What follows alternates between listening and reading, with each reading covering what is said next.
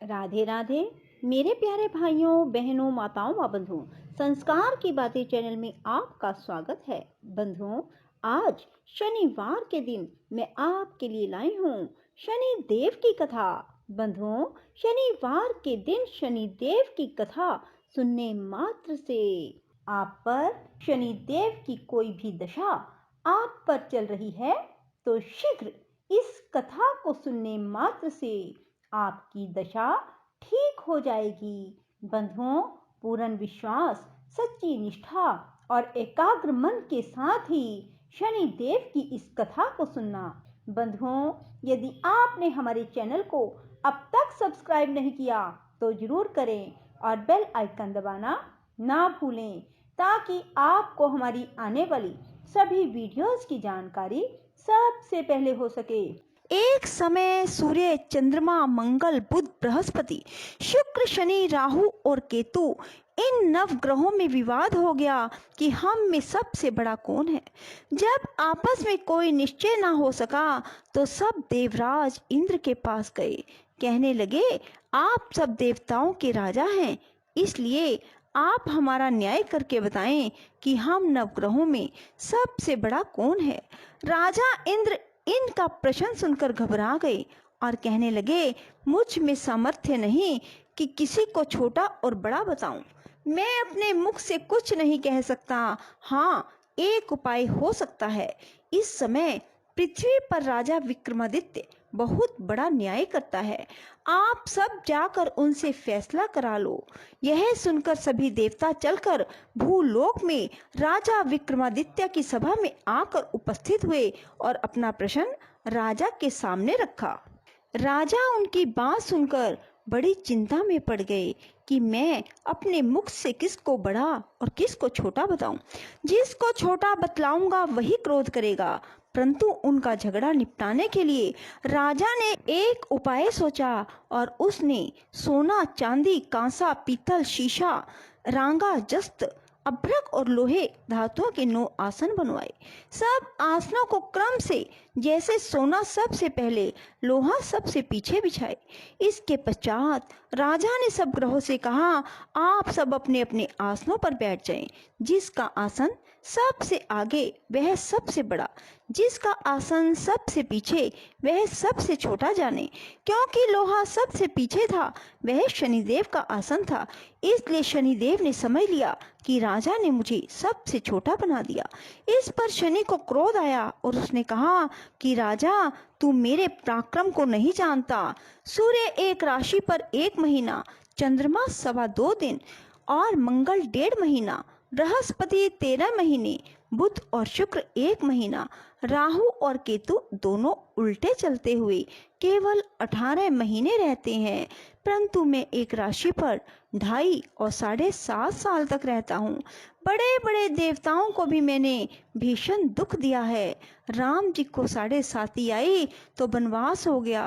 रावण को आई तो राम और लक्ष्मण ने सेना लेकर लंका पर चढ़ाई कर दी। रावण के कुल का नाश कर दिया। हे राजा, अब तुम सावधान रहना। राजा कहने लगे, जो भाग्य में होगा देखा जाएगा। उसके बाद अन्य ग्रह तो प्रसन्नता के साथ चले गए, परंतु शनिदेव बड़े क्रोध के साथ वहां से सिधारे। कुछ काल व्यतीत होने पर जब राजा को 7.5 आई तो शनिदेव घोड़ों का सौदागर बनकर अनेक सुंदर घोड़ों सहित राजा की राजधानी में आए। राजा ने सौदागर के आने की खबर सुनी तो अपने अश्वपाल को अच्छे अच्छे घोड़े खरीदने की आज्ञा दी। अश्वपाल ऐसे अच्छे नस्ल के घोड़े देखकर उनका मूल्य सुनकर चकित हो गया। तुरंत ही राजा को खबर दी। राजा उन घोड़ों को देखकर एक अच्छा सा घोड़ा चुनकर उस पर सवारी के लिए चढ़ा। राजा के पीठ पर चढ़ते ही घोड़ा जोर से भागा। घोड़ा बहुत दूर एक बड़े जंगल में जाकर राजा को छोड़कर अंतर्ध्यान हो गया। इसके बाद राजा अकेला जंगल में भटकता रहा, परंतु देर के पश्चात राजा ने भूख और प्यास से दुखी होकर भटकते भटकते एक ग्वाले को देखा। ग्वाले ने राजा को प्यास से व्याकुल देखकर पानी पिलाया। राजा की उंगली में एक अंगूठी थी, वह उसने निकालकर प्रसन्नता के साथ ग्वाले को दे दी। शहर की ओर चल दिया। राजा शहर में पहुंचकर एक सेठ की दुकान पर जाकर बैठ गया। अपने आप को उज्जैन का रहने वाला अपना नाम बीका बतलाया। सेठ ने उसको कुलीन मनुष्य समझकर जल पिलाया। भाग्यवश उस दिन सेठ की दुकान पर बिक्री बहुत बढ़ गई। सेठ उसको भाग्यवान पुरुष समझकर भोजन कराने के लिए अपने साथ ले गया। भोजन करते समय राजा ने एक आश्चर्य की बात देखी कि खूंटी पर हार लटक रहा है और वह खूंटी हार को निगल रही है। सेठ को कमरे में हार ना मिला तो उसने यही निश्चय किया कि सिवाय बीका के और कोई कमरे में नहीं आया। अवश्य ही उसी ने हार चोरी किया है।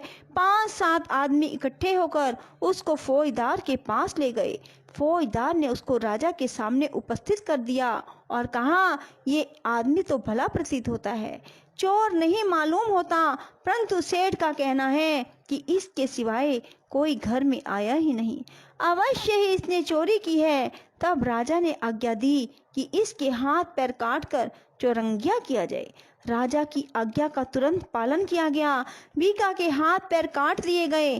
कुछ काल के बाद एक तेली उसको अपने घर ले गया। बीका कोलू पर बैठा हुआ अपनी जुबान से बैल हाँकता रहा।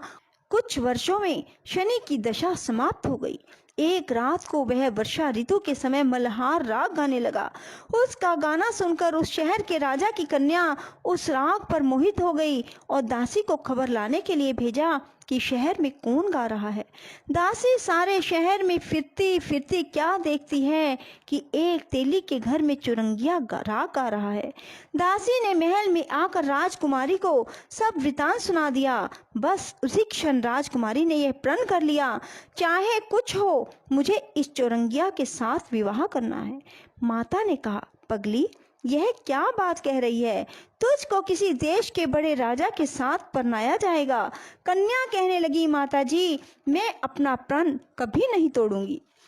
माता ने चिंतित होकर यह बात राजा को बताई। जब महाराज ने भी आकर समझाया, मैं अभी देश देशांतर में अपने दूत भेजकर सुयोग्य रूपवान बड़े से बड़े गुणी राजकुमार के साथ तुम्हारा विवाह करूंगा। ऐसी बात तुमको कभी नहीं विचारनी चाहिए। कन्या ने कहा, पिताजी, मैं अपने प्राण त्याग दूंगी, परंतु दूसरे से विवाह नहीं करूंगी। इतना सुनकर राजा ने क्रोध से कहा, यदि तेरे भाग्य में ऐसा ही लिखा है तो जैसी तेरी इच्छा हो वैसा ही कर। राजा ने तेली को बुलाकर कहा, तेरे घर में जो चुरंगिया है उसके साथ मैं अपनी कन्या का विवाह करना चाहता हूँ। अपने घर जाकर विवाह की तैयारी करो। राजा ने उसी समय राजकुमारी का विवाह चुरंगिया विक्रमादित्य के साथ कर दिया। रात्रि को शनिदेव ने विक्रमादित्य को सौंप दिया, राजा देखो, मुझको छोटा बतलाकर तुमने दुख उठाए। राजा ने क्षमा मांगी। शनिदेव ने प्रसन्न होकर विक्रमादित्य को हाथ पैर दिए। तब राजा ने कहा, महाराज, मेरी एक प्रार्थना स्वीकार करें।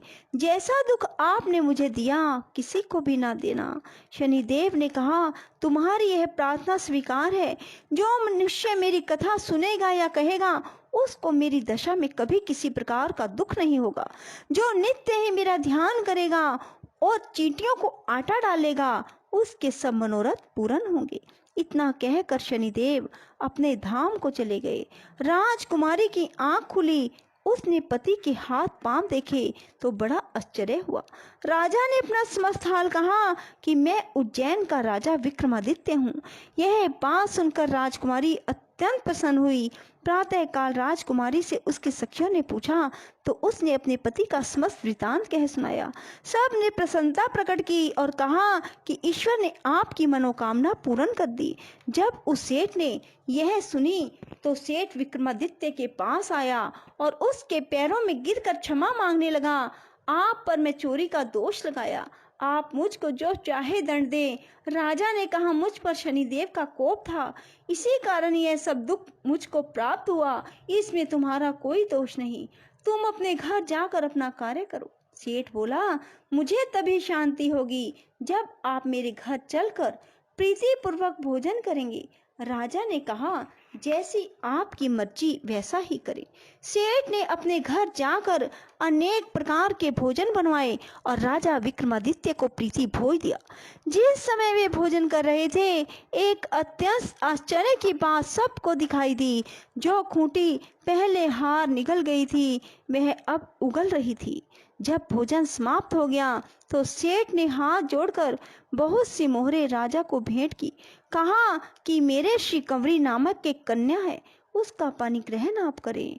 उसके बाद सेठ ने अपनी कन्या का विवाह राजा के साथ कर दिया और बहुत सा दान दहेज दिया। कुछ दिनों तक वहां निवास करने के बाद विक्रमादित्य ने शहर के राजा से कहा, अब मेरी उज्जैन जाने की इच्छा है। राजा और सेठ से विदा लेकर राजकुमारी मनभावनी, सेठ की कन्या शिकवरी दोनों जगह के दहेज में प्राप्त अनेक दास दासी, रथ और पालिकाओं सहित विक्रमादित्य उज्जैन की तरफ चले। जब शहर के निकट पहुंचे और पुरवासियों ने राजा के आने का संवाद सुना, समस्त उज्जैन की प्रजा अगवानी के लिए आई। बड़ी प्रसन्नता से राजा अपने महल में पधारे। सारे शहर में बड़ा भारी महोत्सव मनाया गया। रात्रि को दीपमाला की गई। दूसरे दिन राजा ने शहर में सूचना कराई कि शनि देव सब ग्रहों में सर्वोपरि हैं। मैंने उनको छोटा बतलाया, इसी से मुझको यह दुख उठाना पड़ा। सारे शहर में प्रत्येक शनिवार को शनि देव की पूजा और कथा होने लगी और प्रजा अनेक प्रकार के सुख भोगती रही। जो कोई मनुष्य शनिवार की कथा को पढ़ता अथवा सुनता है, शनि देव की कृपा से उसके सब दुख दूर हो जाते हैं। बोलो शनि देव महाराज की जय। राधे राधे, जय श्री कृष्णा। बंधुओं, यदि आपको हमारी वीडियो पसंद आए तो इसे लाइक करें और शेयर भी जरूर करें। धन्यवाद।